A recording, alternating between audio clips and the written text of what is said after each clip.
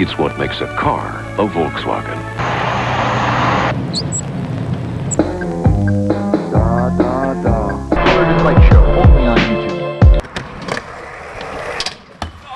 This is me in 2006. I loved making goofy videos with my friends, skateboarding, and at 14 years old, had dreams of the open road. I remember how the friend's older brother's friend and senior at your local high school had a cool VW hatchback, and it had a body kit, of course. It sounded cool, it looked cool, And you could drive it at Midnight Club 3. From that point on, for me, GTIs were cool. Like, really cool. Back to 2006. My dad takes me to the Volkswagen dealership at the pinnacle of Beat up, holding it down on the engineering tip, y'all. You remember, right? Not just me? The dealership gave me a marketing DVD of the GTI, and I watched it over and over. I bookmarked every body kit on Andy's Autosport. Saving it for the day, I would get my license and come home to my very own GTI in the driveway. But alas. Okay, so before you say anything, No, the Miata is not going anywhere. people talk a lot about attainable dream cars. I think I can say that now I actually own 2 of mine. So without further ado, everyone, please welcome the newest addition to the Colored and Light YouTube channel, my 2017 Mk7 GTI.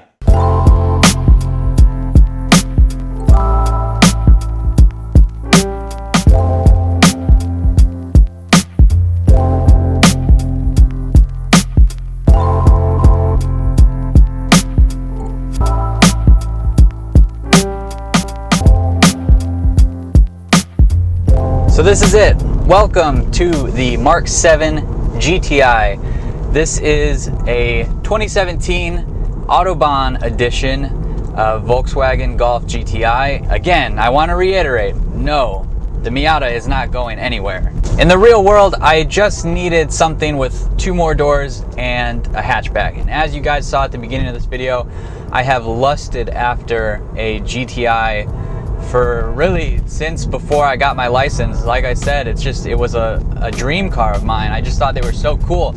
And I am more than stoked to be driving one and owning one now. So this isn't like a full review or anything, so I'm gonna try to make this quick.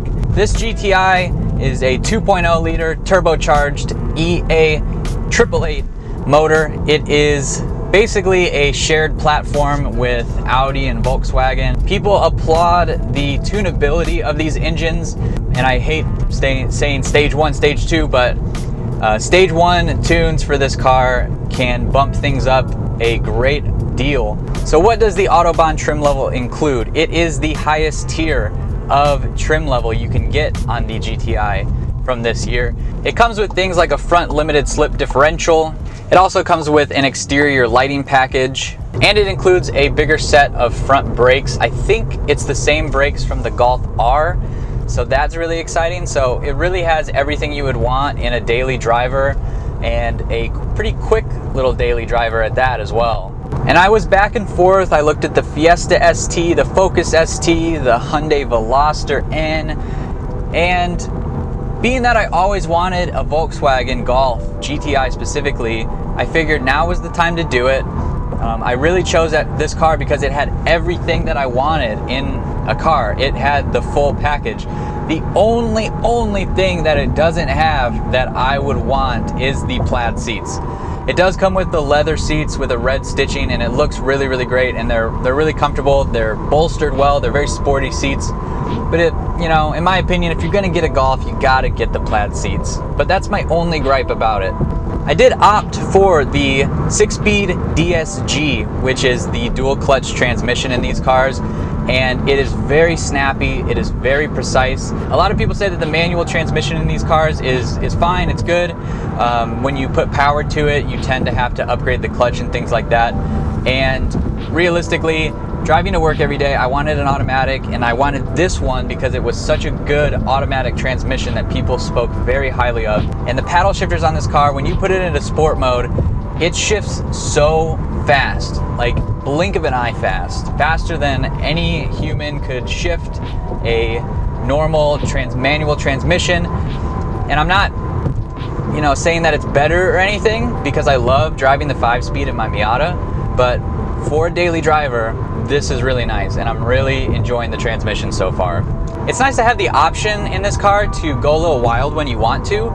It has 4 modes that are built into the car's ECU. It has a comfort mode, a normal mode. Right now I'm just in normal mode, cruising around.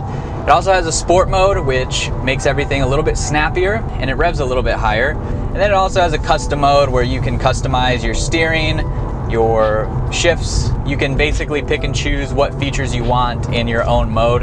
I haven't messed around with that too much because I like the way sport mode is right now, and I enjoy driving in normal mode as well. It's really comfortable, it shifts easy, and the RPMs don't rev too high, but you still get that speed with the turbocharger and everything. This car is about 600 pounds heavier than the NC Miata. I think it was over 3,000 for sure. When I looked up the power to weight ratios, this car is obviously faster than the NC Miata, given that it has about 220 to 240 horsepower. People dyno these cars and it always comes out a little bit different on each one. And right now my Miata, estimated with the tune and everything, is probably about 155, 160. So it's very close in power to weight ratio. When the Miata gets to 2.5, it should be even closer. So I'll be curious to see how these two kind of match up with each other. Obviously they're different cars for different purposes. This is daily driver, Miata's now the toy, but I'd be curious to see how they stack up against each other. So that will for sure have to be a little video in the future at some point. I really do love the way this car looks. It is the Mk7. So the Mk7 is 2015 through 2018. 2018, they do a Mark 7.5. It's got a little facelift. The front lights are a little different, but I really enjoy the way this looks. I love the color. It's a little, like, if I were to opt for any color, I probably would have gone with the red or the white, but I do love the color. I can't remember the color off the top of my head, but I'm gonna list it right here so you guys know what it is. This car is just begging for like a 2-inch drop with the spring setup. A lot of people just run a spring setup, and of course VW boys, you got those airbags. I don't know if I'm really interested in that, but this car is begging for a 2-inch drop. I think it would really complement the wheels that come with it. I think the wheels on these cars are really nice. I think they're really sporty looking. I think in a stock OEM wheel, I think Volkswagen makes some of the nicer looking wheels out of other manufacturers, and I can stick with these wheels for a while. I think they're pretty cool. This car also does have a sunroof, so it's almost like a convertible. I've never had a car with a sunroof before. Really what it comes down to, the reason why I chose this is because it had everything that I wanted in a car, a daily driver. It has automatic climate controls, it has everything in the radio. There's so much technology packed into this car that I haven't even gone all the way through it yet. There's so many settings in the radio. It comes with like a boost gauge, a G meter, and then it also has navigation and all that stuff. It's everything you would expect in a higher tier trim, but also like a nice price point. It's really roomy. It has back seats like I need. It has the hatch. The hatch is huge. I went and got groceries the other day and it packed everything in. So I'm sure some of you are mad, oh, why would you get a German car, Jackson? Why would you do that? They're gonna break. I did a lot of research, and if you look, it has some of the highest ratings in like Car and Driver. It's always on lists for Car of the Year. If all German cars were bad and all Volkswagens were bad, no one would buy them. And it seems like the enthusiasts that buy these really love them, and as long as you take care of them, sure, the maintenance is a little bit more expensive, but I knew that going in. It's just a really nice car, and I'm really excited to have it. I've already ordered a couple little things for it that we're gonna make videos on, and I'm gonna hopefully invite some new owners to this channel. So if you're a GTI owner, welcome to this video, welcome to the channel. I make Miata videos mainly, but now I'm gonna start making a few GTI videos here and there. So I was surprised to see so many people upset that I got a new car and that people were probably thinking that the Miata was gone and I sold it for this car, which is absolutely not the case. I'm keeping the Miata for a very long time. I love that car, and there's still work to be done on it. I just needed a daily driver that was a nice daily driver, and that's what I got. So I hope you guys are excited about the GTI. I hope you're excited to learn about a new little platform. Maybe you'll be interested enough to pick one up for yourself in the future, and I'll make all my videos and experiences about this car, and you know, we're just gonna enjoy it, have a good time. It's gonna go on some road trips, you know, things like that, and I'm just gonna enjoy the car. So stay tuned for more videos, Miata and GTI in the future. I appreciate everyone who's subscribed recently and watched the videos. Make sure you give this video a thumbs up, leave your comments below, and I will see you in the next video.